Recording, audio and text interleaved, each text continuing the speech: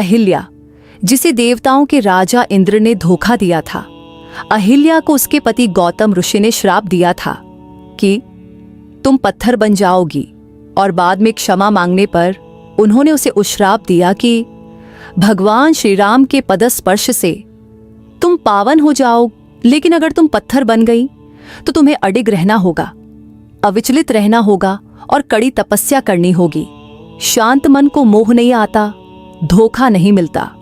इसी तरह गौतम ऋषि और अहिल्या ने जंगल में व्रती होकर अपना जीवन व्यतीत किया। इससे तन और मन पवित्र हो गया। साधना से मन और शरीर की चंचलता कम होती है, पवित्रता और तेज प्राप्त होता है। बाद में अहिल्या श्री राम के दर्शन करके पापों से मुक्त हो गईं। श्री राम ने उन्हें समाज में सम्मान प्राप्त करवाया। पश्चाताप, तपस्या और साधना इंसान को पापों से मुक्त करती है। समाज को यह ताकत हिंदू धर्म के उदार और सहनशील गुणों से मिलती है। अपने तप के कारण अहिल्या सम्मानीय और पूज्य है। द्रौपदी, पांचाल राजा द्रुपद की बेटी होने के नाते नाम द्रौपदी था।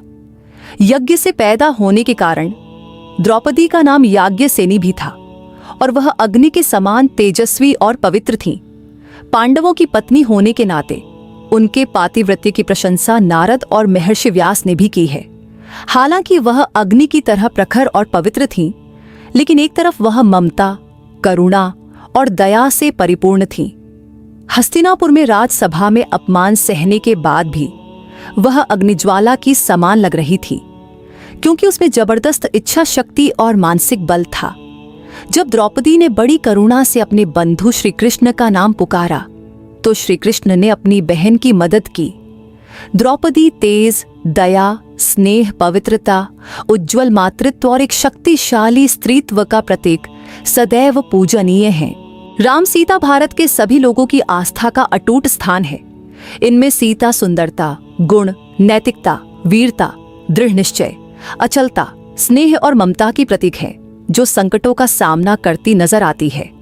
राजकुमारी से लेकर होने वाले राजा की पत्नी तक, एक रात में वनवास स्वीकार करने तक, जंगल में रावण द्वारा हुआ अपहरण, वहां रावण के सामने दिखाई गई हिम्मत, त्रिजटा नाम की राक्षसी से निभाया गया मैत्र भाव, युद्ध के दौरान एक पत्नी के मन में, एक मां के मन में कितनी भावनाएं होती होंगी।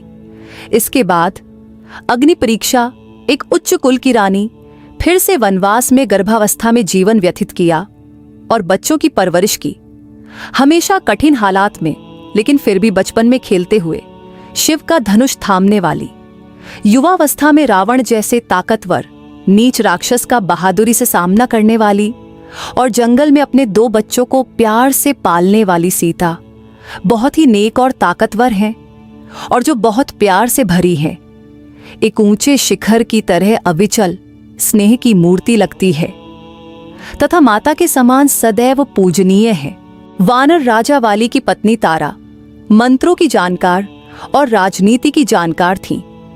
भगवान श्री राम के कहने पर सुग्रीव ने बाली को द्वंद्व युद्ध के लिए ललकारा, तब तारा ने वाली को सलाह दी कि आज उसे एक ताकतवर राजा का साथ मिलता दिख रहा है, इस बार उसे युद्ध में नहीं जाना चाहिए। लेकिन वाली ने बिना सुने युद्ध की चुनौती स्वीकार कर ली और इस युद्ध में मारा गया। उसके बाद उसने एक रणनीतिक फैसला किया कि सुग्रीव को अपने बेटे अंगद को राजा बनाने के बजाय सिंहासन पर बैठना चाहिए। बाद में जब सुग्रीव श्रीराम से किया अपना वादा भूल गया, तब लक्ष्मण क्रोधित हो गए। उस समय हनुमान लक्ष्मण जी को रानी तारा से वार्तालाप करने के लिए ले गए। तब रानी तारा ने नम्र स्वर में समझाया, जिससे लक्ष्मण जी का गुस्सा शांत हो गया। वानर कुल में जन्मी है तारा बुद्धिमान, व्यावहारिक, समझदार, गुणी और राजनीति में कुशल है, इसलिए पूजनीय सिद्ध होती है। मंदोदरी रावण की पत्नी, उसके पिता राक्षस राजा मय और उसकी मां अप्सरा हेमा थी। मंदोदरी सुंदर और गुणी थी। रावण की कई पत्नियां थीं, लेकिन मंदोदरी उसकी पसंदीदा थी। मंदोदरी हमेशा रावण का कल्याण हो, इसीलिए प्रयत्नशील थी। वह उसे सही रास्ते पर चलने के लिए प्रोत्साहित करती थी। रावण हालांकि घमंडी था और सभी इंसान और देवता उससे डरते थे, लेकिन मंदोदरी उसे धर्म और अधर्म के बारे में बताती थी। पतिव्रता मंदोदरी सीता के अपहरण के समय भी उसे बताया और उसे ऐसा करने से रोका। रावण को चेतावनी दी, लेकिन रावण, जो एक राक्षस था, उसने अपने अहंकार से कुल का विनाश कर दिया। मंदोदरी रावण को उसके बुरे बर्ताव से रोक नहीं पाई, लेकिन एक ताकतवर राजा की पत्नी होने के बावजूद वह धर्म और अधर्म के बारे में जानती थी। वह अपने गुण, पवित्रता, समझदारी और चतुराई के लिए पूजनीय थी। ये भारतीय स्त्रियां सही मायनों में सामर्थ्यवान स्त्रीत्व का प्रतीक है।